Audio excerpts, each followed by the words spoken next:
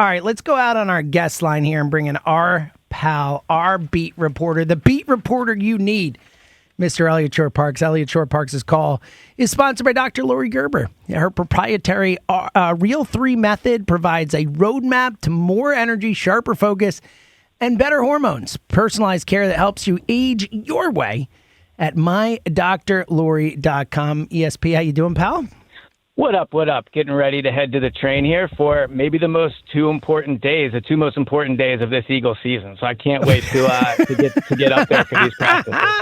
I love where your head's at. All right, so we're going to get to you in a second, all this. I want to give each of you here a chance. Does anyone have a guess on what happened 10 years ago at this station that might upset some people this morning? I have no idea. Any guesses? Nothing? No. Well, the Eagles beat the Steelers in a preseason game 17-0. Why is that important? It was my first shift ever at WIP. I started exactly 10 years ago today. You definitely oversold it. Definitely. That's a real oversell. I figured That's pretty cool. 10 years, man. That's awesome. Congratulations. 10 years ago today. We're coming up in October, 10 years ago together with John and me and Joe. I started a couple months before the show started, so 10 what are we years ago supposed today. to get you for the 10-year anniversary? Is it like paper or I something? think we're doing it right now. Just hang out, just talk, be my friend. I've got a scrap paper. I got a piece of scrap paper right here for you. That's good. That's great. I appreciate it. Everyone's so kind. Eliot Shorr-Parks has been here for almost all of those 10 years with me, and it's a real treat to get to work with Eliot. All right, let's dive in, Eliot. You're heading up there, you just said. Why don't you set the scene for us in terms of what you understand the practices are going to look like, how it's going to play out, and what you're looking for when you get up there?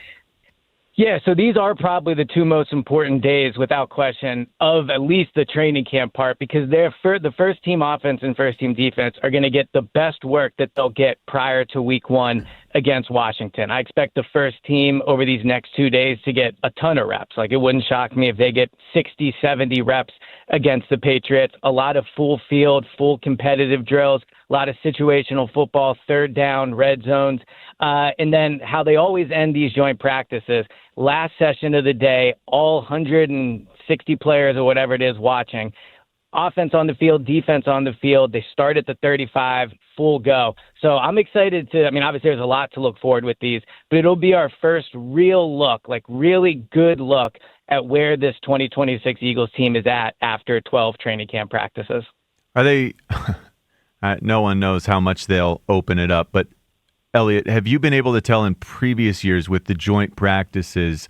We know Nick Sirianni likes to keep everything really on the down low in terms of what they're planning offensively for the season, but they have to show more than what they did in that preseason game against the Ravens, correct? I mean, when you've watched these joint practices before, I got to assume there's pre-snap motion and a little more inventiveness than the let's just run inside and outside zone and, drop back and see what happens. Yeah, and Sean Mannion talked about this yesterday where, you're probably still not going to put everything out there, but you do want to run what you plan on running during the season to a certain extent, because this is your best chance to do it. So obviously they're competing against the Patriots. The Patriots record these practices as well. There's probably a joke in there about how comfortable you feel, letting the Patriots record your practices. But they've practiced against the Patriots a few Wouldn't times. Wouldn't be the first time, right, Eliot? That's the joke, I think. Yeah, exactly right. Yeah. So I could see them being a little cautious with it, but the whole reason they're doing this is to get ready for the start of the season. So I do expect to see a lot of what we've seen in training camp, under center, play action, pre-snap motion, and all types of different running schemes. So I guess the competition at safety, it didn't feel like there was much competition in the preseason game when Marcus Epps just didn't play at all. Is that indicating that their decisions are, somewhat made, or do you expect to see an all-out safety battle on this practice field against the Patriots with Marcus Epps and Michael Carter, similarly with Dontavian Wicks and Darius Cooper, like some of these guys who maybe we haven't seen much of, are they vying for a starting spot in this these two practices are where really the best opportunity for the Eagles to decide who's going to be starting when the season starts?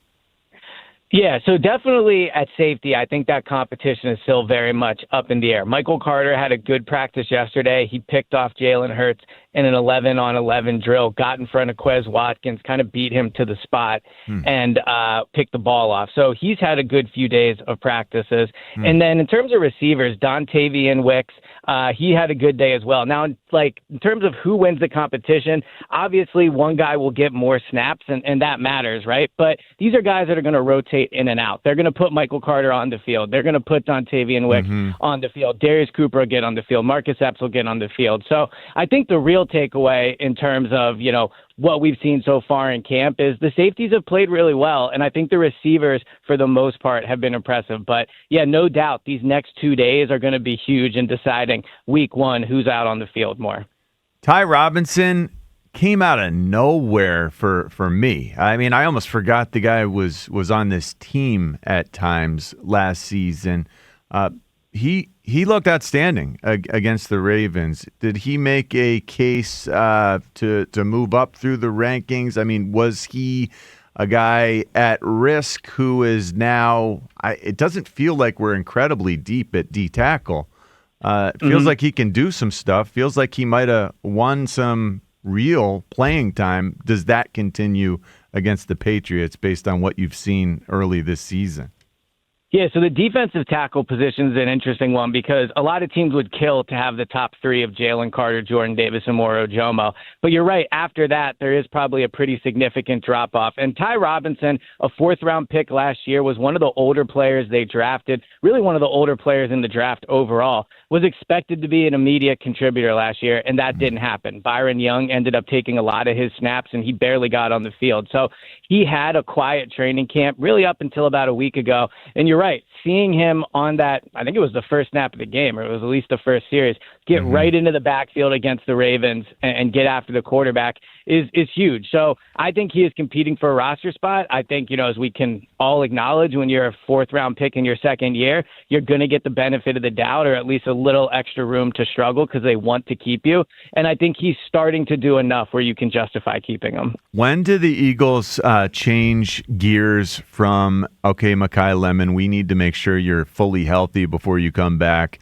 When do they change gears from that to, okay, Makai, we need to see what you've got. We need to find out if you've got what we need to let you be our slot receiver this year. Is he expected to start practicing again anytime soon? And also, how about our edge, Grenard as well? When do we get to see these guys? Yeah. So the good news is Makai Lemon took a step forward yesterday in his rehab because he was running routes off to the side during practice. And, you know, with Devontae, we saw Devontae kind of run 3 days in a row and like slowly get to running full speed. And yesterday he was a limited participant doing individual drills.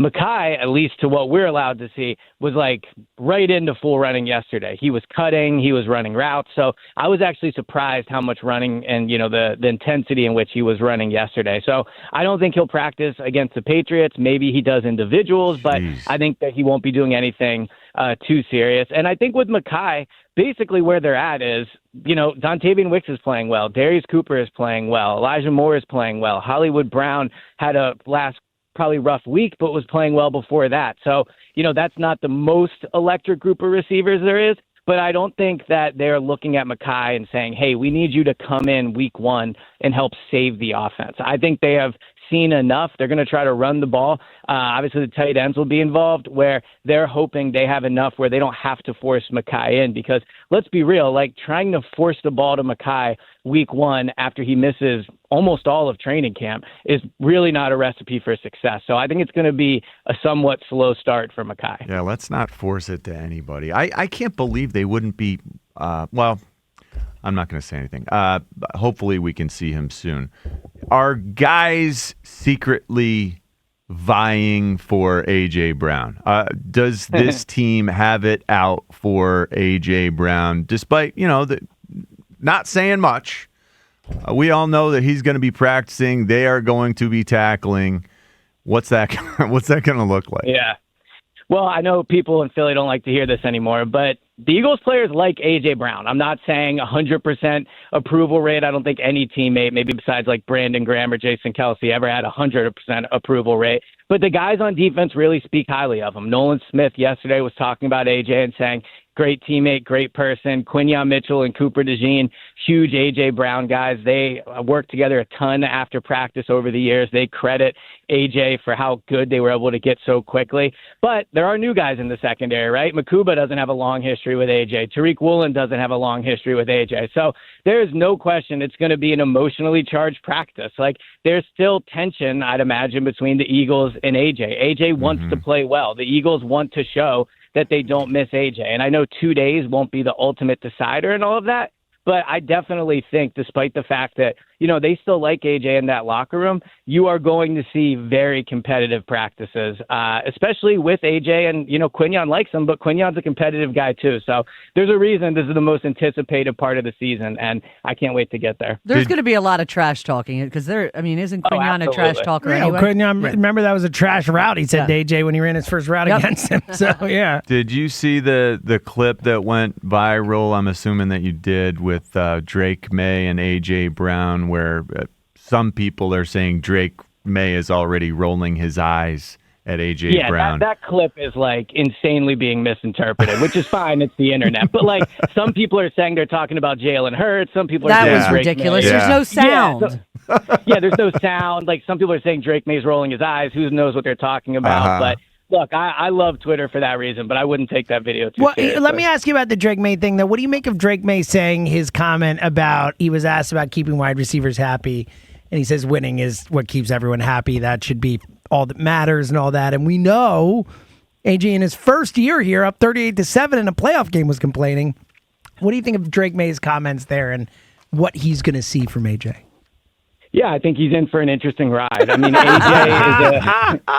AJ is an interesting guy, having covered him for his full time there. Like, Drake Maye will be happy he has AJ as his teammate. AJ will make him better as a quarterback, but no question about it. Like, AJ said it himself after the Super Bowl win. What drives AJ is not so much championships. It's winning every snap. It's competing against the defensive back. So, yeah, I know what Drake's trying to say, and getting the ball to AJ will help them win.